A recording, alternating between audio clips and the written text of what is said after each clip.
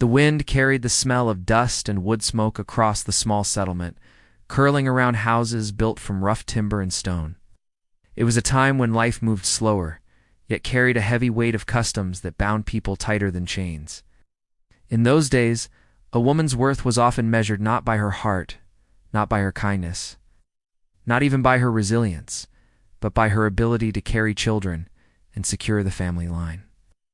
And for a young widow caught in the grip of such beliefs, her life could change with a single decision made by others who saw her less as a person and more as a burden.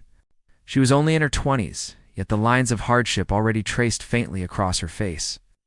Her husband had passed the year before in a sudden illness, leaving her in the care of his family.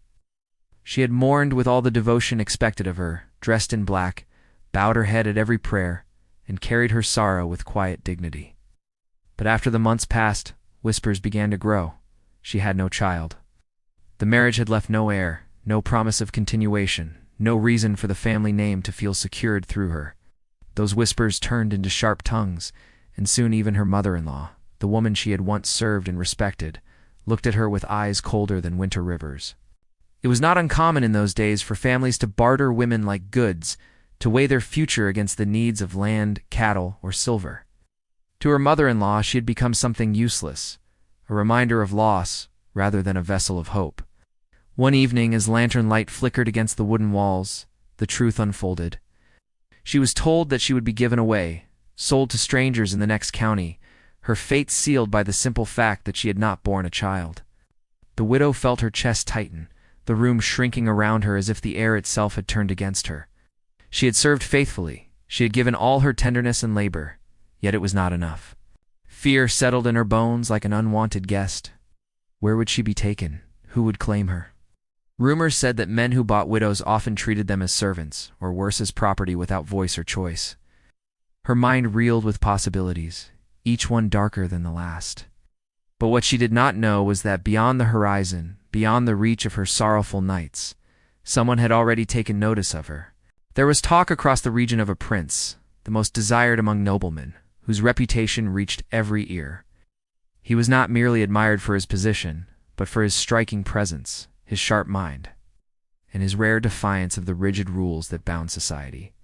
He had turned down wealthy heiresses and foreign princesses, to the shock of councils and courts. Whispers claimed he searched for something more than alliances or dowries, something that could not be weighed in coin or land. Some said he sought loyalty, others whispered of love, though few believed a prince could afford such a luxury. The widow had heard of him in passing, though his world felt far removed from her own. Her days were filled with labor, her nights with sorrow, and his name seemed like part of another story entirely. Yet fate has a way of drawing paths together, weaving threads that no human hand can cut. The same night she learned of her mother-in-law's betrayal, a messenger rode swiftly under the cloak of stars toward the settlement. His arrival would change the course of everything she had feared. The prince had been traveling in secret, moving among towns and villages without the usual ceremony, looking not for wealth or beauty in excess, but for something rare, something unspoken.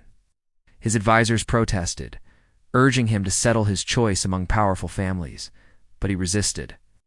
He trusted his own judgment more than their schemes. He had heard tales of a young widow, discarded unjustly, spoken of quietly by those who pitied her. Something in those whispers stirred him, and he decided to see for himself the woman whose fate had been sealed without her consent. On the day her mother-in-law prepared to send her away, the air was heavy with finality. She gathered her few belongings, hands trembling as she touched each worn fabric and small keepsake. Her heart was heavy with dread, yet there was no defiance in her eyes. She had lived her life within boundaries drawn by others, and now she felt the walls closing tighter. Outside, the wheels of a cart creaked as it was prepared to take her toward the unknown. She stepped out into the yard, her head lowered, only to notice the stir of strangers at the gate. Horses stood tall, their coats glinting under the sun, and men in fine attire waited with air of quiet command. At the center of them sat a rider whose presence pulled every gaze. His eyes scanned the scene with a mixture of sternness and curiosity, and when they fell on her, time itself seemed to pause. The widow froze, clutching her small bundle of belongings. Unable to understand why such men were there, or why their leader studied her with an intensity that unsettled and unsettled her at once. Her mother-in-law hurried forward, bowing and speaking in hurried tones, eager to impress. She gestured to her, as if she were already a thing to be handed off. But the prince did not move his gaze. Something in her silence, in the quiet strength beneath her sorrow, caught him more firmly than words could have. The air between them seemed charged, though she dared not raise her eyes too long. She did not know who he truly was, nor why he had come, but instinct told her that the course of her life had just shifted. The people of the settlement whispered at the sight, their voices low but restless. Who was this stranger with noble bearing? Why had he come to such a humble place? Why did his attention seem fixed upon the widow who had been cast aside? The widow herself felt her knees weaken under the weight of the moment. She had expected only humiliation and loss, yet now she stood in the center of something she could not name. Her mother-in-law's words filled the air, sharp and eager, but they barely reached her ears. All she could hear was the thundering of her own heart and the question that seemed to burn silently in the prince's gaze. The cart stood waiting, the horses restless, the decision yet unspoken. And as the prince finally dismounted, his boots striking the earth with quiet authority, the widow felt her breath catch in her throat. She did not yet know if this was deliverance or another form of captivity. All she knew was that her life, once thought condemned to darkness, had been thrust into the light of something unknown, something vast, and perhaps dangerous. And as he took his first step toward her, the world seemed to hold its breath. The widow stood frozen, her small bundle clutched close, while the figure before her seemed to command the very air. She did not yet know his name, only that his presence carried weight, unlike any she had ever felt. As the settlement grew quiet, as every pair of eyes fixed on the stranger whose fine clothes and noble bearing did not belong among their rough cabins and smoke-stained chimneys. Even the animals seemed to sense the stillness, the restless hooves of the horses striking the ground in uneven rhythm. Her mother-in-law, eager to seize the moment, spoke quickly, her tones smooth with false sweetness. She pointed toward the widow with a sharp motion of her hand, presenting her as though she were no more than a worn piece of cloth being offered at a market. The widow lowered her gaze, her cheeks burning with humiliation. She wished for the earth to swallow her whole rather than stand there under the scrutiny of strangers. Yet she could not deny that something in the rider's eyes held her, a weight she could neither escape nor fully understand. The prince, though no one in the settlement yet recognized him as such, did not answer the older woman right away. His silence unsettled the crowd, and his steady gaze seemed to draw out the moment longer than anyone could bear. He studied the widow not as an object, but as though he were searching for something hidden beneath her sorrow. She felt her breath catch, her heart thudding, as though her every thought might be laid bare before him. He finally spoke, his voice calm, carrying the authority of someone accustomed to being obeyed. Yet there was no harshness in his tone, only a quiet strength. He asked about her name, about her life, though her mother-in-law eagerly rushed to answer on her behalf. The widow kept her silence, afraid to lift her head, but a part of her longed to speak for herself, to let him hear her voice rather than the cold judgments of the woman who sought to be rid of her.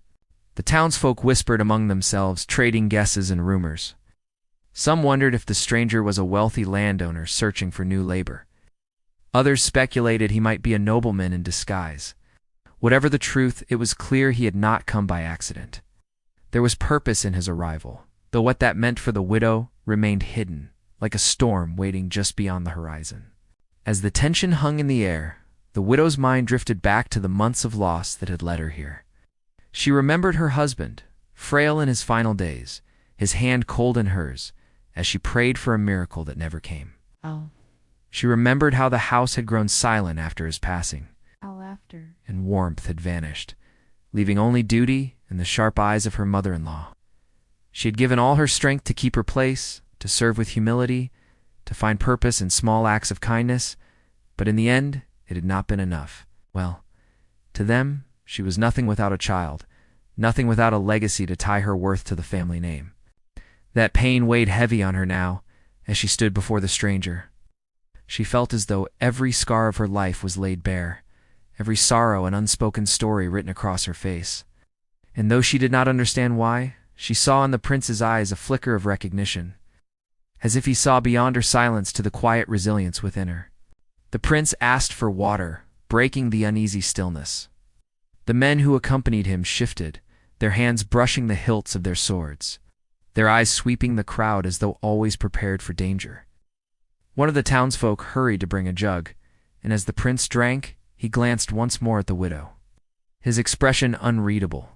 Her mother-in-law pressed forward again, her words filled with false eagerness, explaining how the widow was of no use to the family, how she could be taken without hesitation as though she were offering a favor.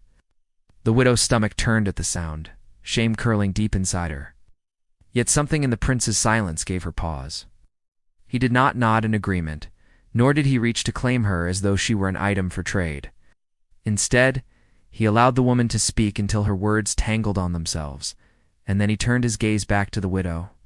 He asked her directly if she wished to leave. The question struck her like a sudden wind, stealing the breath from her lungs. No one had ever asked her what she wished. Her mouth opened, but no sound came. She felt the weight of the crowd pressing down, the sharp eyes of her mother-in-law burning into her, warning her not to speak. Yet the question lingered in the air, a small flame in the darkness daring her to answer. The widow's lips trembled, but before she could form words, her mother-in-law cut in sharply, insisting there was no need to ask her opinion. The prince did not respond to the interruption, though the slightest shift in his eyes revealed his displeasure. The widow lowered her gaze again, her chance slipping away like water through her fingers, leaving her trembling in silence. The men with the prince began to move about, their presence unsettling the settlement further. Some of the townsfolk watched with curiosity, others with unease, uncertain whether to treat them as guests or intruders. Children peeked from behind fences, whispering about the horses and the shining buckles on their saddles. And through it all, the widow stood in the center of the storm, caught between fear and something she could not name. The prince lingered longer than anyone expected, asking questions about the town, about the people, his eyes returning again and again to the widow. She felt both exposed and strangely seen, as though the invisible chains that had bound her might not hold forever. Yet she also feared what his attention meant. Men of power rarely brought freedom, or often they brought a different kind of cage, gilded perhaps, but still a cage. As the sun dipped lower in the sky, casting long shadows across the settlement, the sense of unease deepened. The cart still stood waiting, its rough wheels ready to carry her away.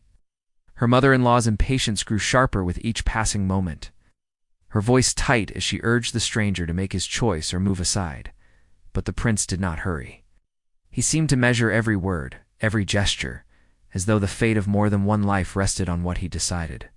The widow's hands tightened around her small bundle. Inside it were only a few worn garments, a wooden comb, and a ribbon once given to her by her late husband. It was all she owned, the last pieces of the life she had lived. She wondered if she would leave with the cart, or if the man before her would alter her path forever. The crowd grew restless, sensing the weight of what was unfolding. The widow could hear the faint rustle of whispers behind her, the sound of hearts wondering what would come next. She dared not look up, but she felt the prince's eyes still upon her, steady and unyielding. Then he took a step closer. The sound of his boots striking the earth was small, yet it echoed in her chest like thunder.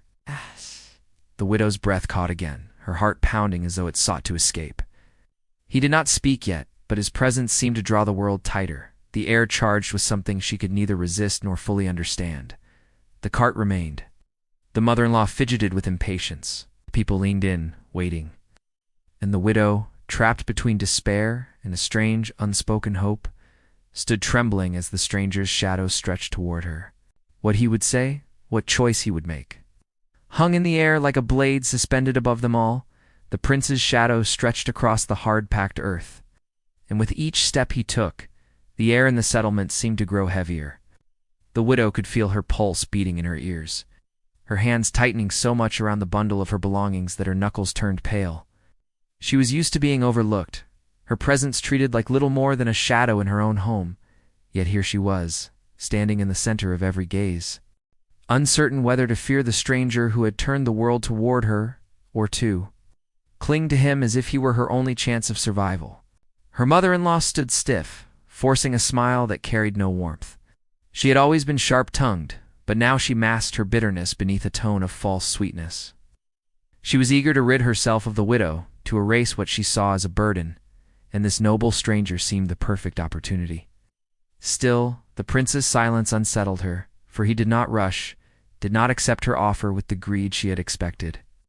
He seemed to be searching for something beyond her words, and that searching gaze unsettled the balance of power she had held over the widow for so long. The prince asked questions again, this time turning to the widow directly.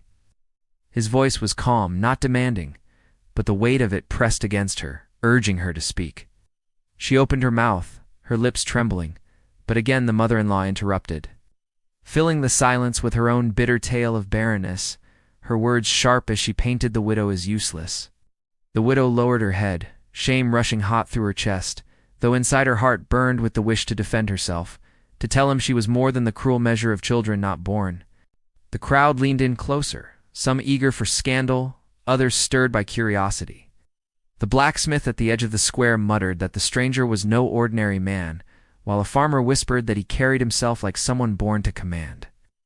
The children, wide-eyed, huddled together to watch, whispering about his fine boots and shining saddle. Everyone sensed something was stirring, though no one could name what.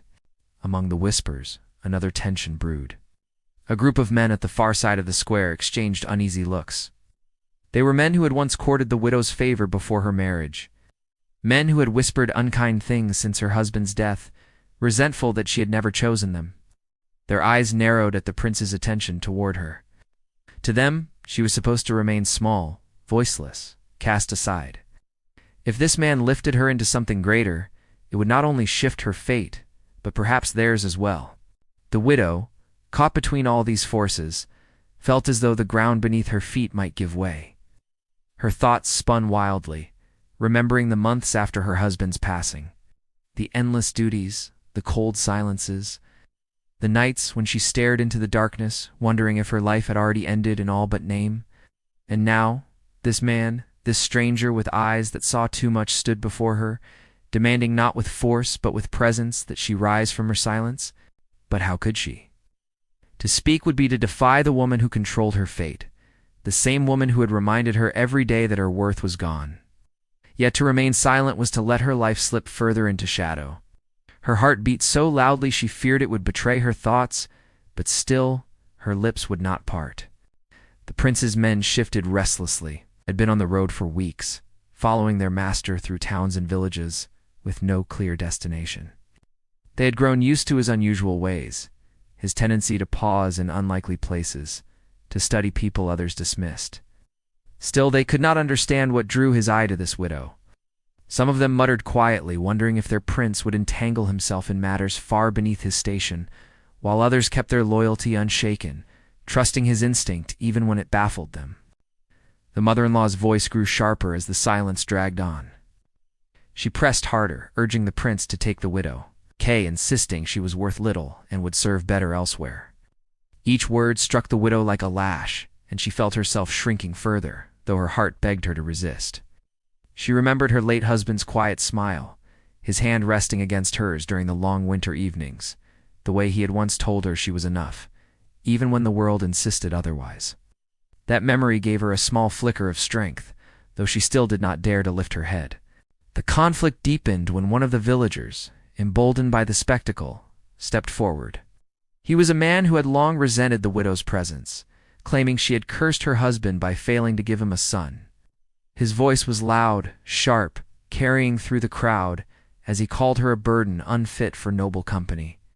The crowd stirred uneasily, some nodding, others frowning at the cruelty of his words. The widow felt her body tremble, her shame threatening to swallow her whole. But when she glanced up just for a heartbeat, she saw the prince's expression harden. His gaze cut through the man like a blade, silencing him without a word. That moment carried more weight than anything spoken. The widow realized then that this stranger, whoever he was, did not see her through the same cruel eyes as the others. Yet whether that meant salvation or a new kind of prison, she still could not know. As the sun dipped lower, the scene grew tense, each person waiting for a decision that seemed forever out of reach. The cart still stood by the gate, the horses restless. The dust stirred with every shifting foot. The widow clutched her bundle tighter, her knuckles aching. Her heart torn between fear of being taken and a strange pull toward the man who had unsettled the world around her. Meanwhile, whispers spread beyond the square. Some villagers carried word back to their homes, speaking of a noble stranger who had come and fixed his gaze on the widow. Others muttered of destiny, of stories they had heard in old songs about princes who sought their brides not in courts but among the forgotten. The tale was already beginning to grow, though its ending had yet to be written. And far beyond the settlement, in the halls of power where the prince's family dwelled, there were those who would not approve of his journey. They had already grown restless with his refusal to choose a bride from among the wealthy. His search for something deeper, something unmeasured by gold or land, was viewed as folly by many. If they learned that his attention had fallen upon a widow scorned by her own kin, they would not sit quietly. Already forces unseen were moving, ready to shape or shatter the fragile thread of fate weaving itself in that small settlement. The widow did not know any of this.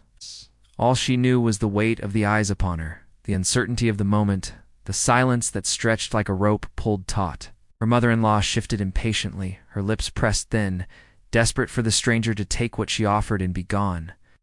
The villagers leaned closer, their curiosity turning restless. The men who had once sought her hand glared from the edges, their envy simmering. And the prince, calm, steady, unwavering, stood with his gaze still upon her as though waiting for something only she could give. The widow's lips parted, her voice fragile as she drew in breath, unsure if she could speak, unsure if she even had the right. The sound caught in her throat, but the smallest whisper slipped free, so faint that even she could barely hear it. The crowd leaned closer, straining to catch her words, but before she could say more, her mother-in-law's hand clamped tightly on her arm, silencing her once again. The prince's eyes flickered to the hand gripping her, his jaw tightening ever so slightly. The tension in the square grew unbearable, every breath drawn shallow, every heartbeat loud. Something was about to shift, though no one yet knew which way the scales would fall. The widow stood, trembling, caught between silence and defiance, her fate hanging in the balance as the prince's next words hovered unspoken, and the settlement gathered in uneasy expectation, waited for a choice that could unravel or remake everything they thought they knew. The square felt as though it were holding its breath. Dust swirled at the feet of the crowd, and the widow's arm burned under the grip of her mother-in-law's hand. She dared not move, though her chest heaved with the effort to remain composed. The prince had not spoken, but his eyes told a story no one could mistake. His gaze lingered on the hand that held her down, then rose again to her face, searching, patient, almost demanding something more. The silence stretched until it felt like rope pulled too tight, ready to snap at any moment. The widow's mother-in-law, sensing the danger of the moment, laughed nervously, as though nothing were wrong. She claimed it was only proper for her to keep her daughter-in-law in check, that the young widow had no need to trouble herself with conversation. Her words came quick and sharp, but they faltered under the weight of the prince's steady silence. The people around them shifted uncomfortably, murmurs spreading through the crowd. No one dared say it aloud, but the balance of power in the square had shifted. The widow's voice, long silenced, seemed on the edge of breaking free. The widow felt torn between fear and a strange, rising courage. She remembered nights spent in the cold of her chamber, whispering prayers that someone might see her not as a burden, but as a woman still alive with hopes and dreams. And now, as the prince's shadow fell across her, she realized this might be her only chance. Her lips parted again, the faintest breath of words trembling on her tongue. But before they could form, a shout broke the air. From the edge of the square, one of the envious men stepped forward, his face twisted with anger, his voice harsh as he accused the widow of deceit. He claimed she sought pity where none was deserved, that she had bewitched the prince with false innocence. Others joined in, muttering, feeding the fire of suspicion. The crowd's unease thickened, shifting from quiet awe to something sharper, darker. The widow's chest tightened, her body trembling, as if every cruel judgment she had endured was returning with greater force. The prince did not flinch, though his men stepped forward, their hands brushing the hilts of their swords. The air grew tense, danger humming beneath the surface. But the widow, standing in the center, felt the weight of every eye. Her heart pounded with the knowledge that if she stayed silent, the voices of those who hated her would define her forever. Yet if she spoke, she risked more than shame.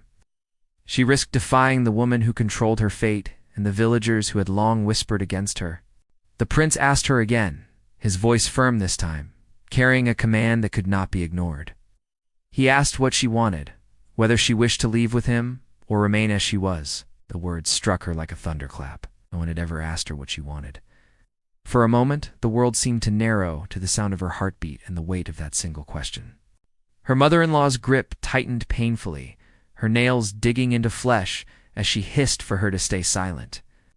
The crowd leaned closer, their whispers buzzing like angry bees. The widow drew in a shaky breath, her chest rising and falling, her eyes still lowered though her heart screamed to lift them. Aged, she thought of her late husband, of the life stolen from her, of the years of servitude that stretched endlessly before her if she remained. She thought of freedom, a word she had never dared believe in. Her lips trembled, her voice barely audible as she began to form words. But before they could fully leave her, chaos broke. The same men who had spoken against her surged forward, their envy driving them into action.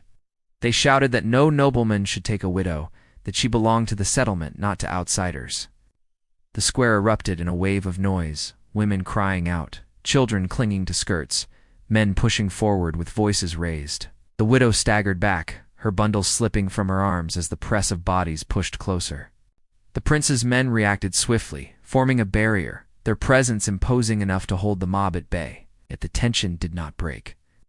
The widow found herself caught in the middle of the storm, her chest tight with terror.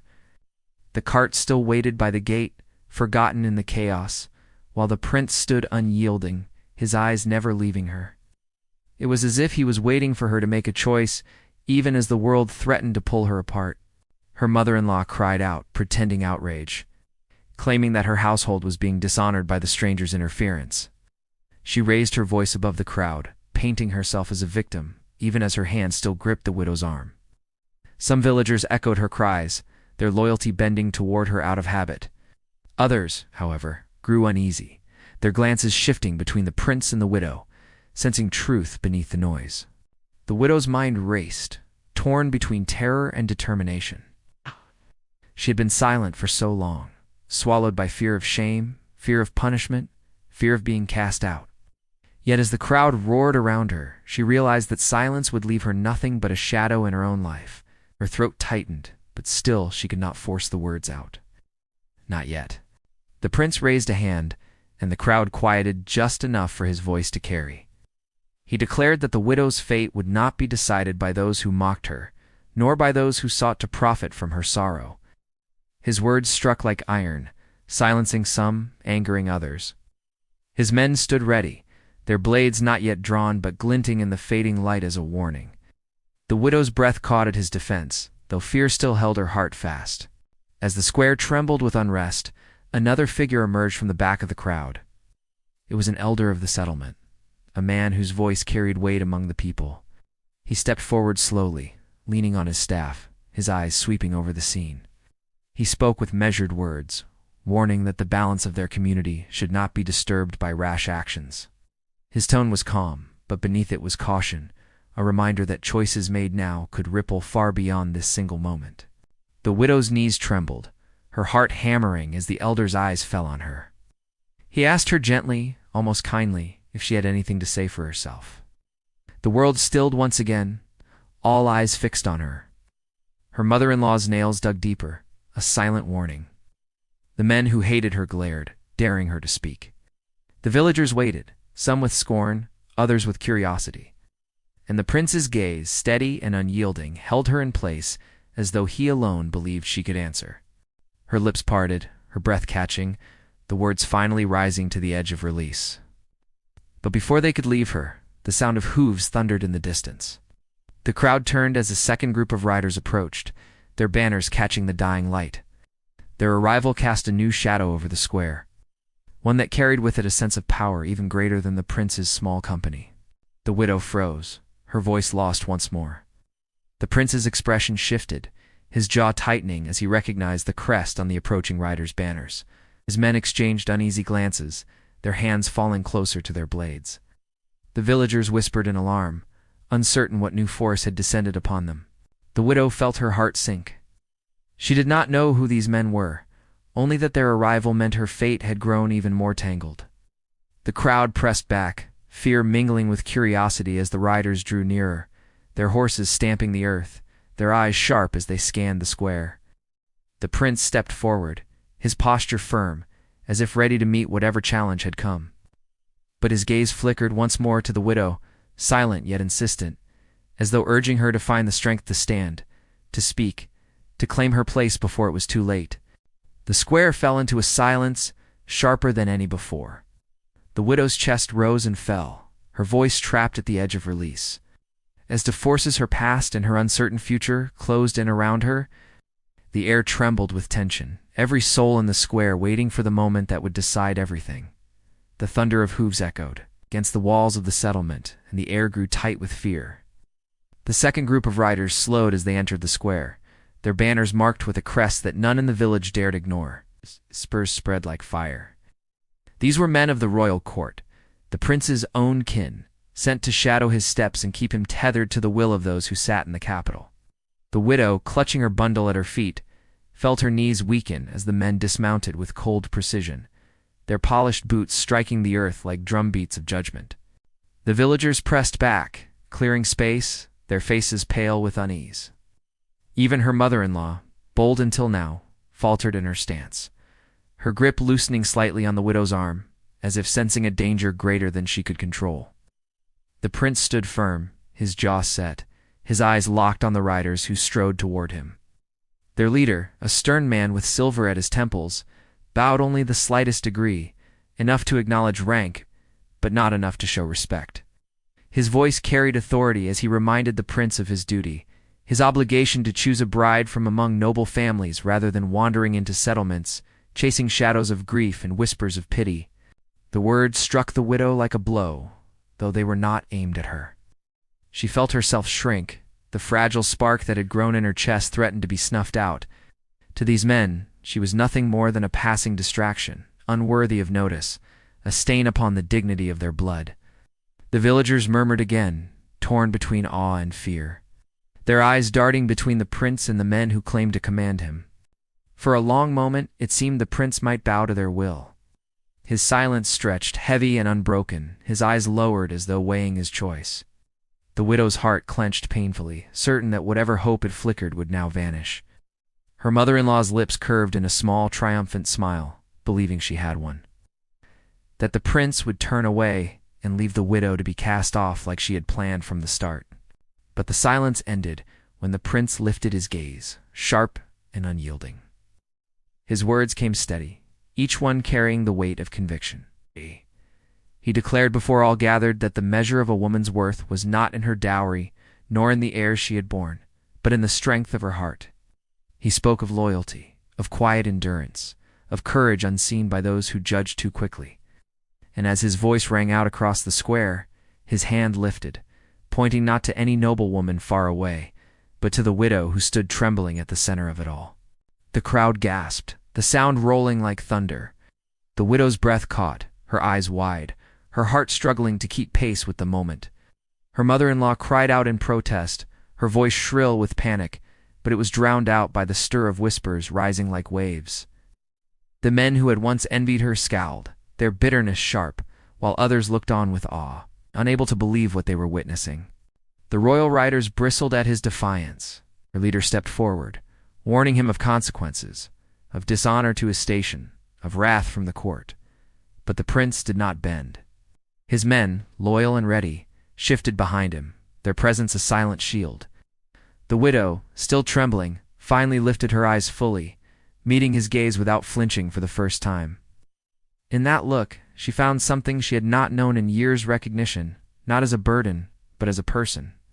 The elder of the settlement, who had stood quietly until now, raised his staff and spoke above the noise.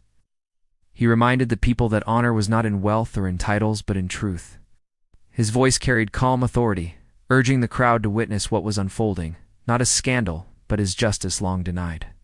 The villagers, torn between fear of the riders and respect for the prince, slowly quieted. Her mother-in-law's hold broke at last, her hand falling away as though scorched. As the widow stepped forward, her body weak, but her spirit gathering strength. Her lips parted, and this time no one silenced her. Her voice, though soft, carried enough to reach the ears of all who strained to listen. But she spoke not of pity, not of grievance, but of her simple wish to live with dignity, to be seen as more than her sorrow. The words were few, but they carried the weight of every silence she had endured. The prince smiled, a rare softness breaking through his stern composure, and in that moment the widow knew the choice had already been made. The riders shifted uneasily, some muttering, but they could not undo what had been spoken before so many witnesses. To oppose him openly would be to admit weakness, and so their leader bit back his anger, vowing instead to carry word back to the court. The tension did not vanish at once, but it shifted. The crowd, once restless, began to murmur with a new tone, not of scorn but of wonder. Children whispered to one another, their eyes wide with stories already forming.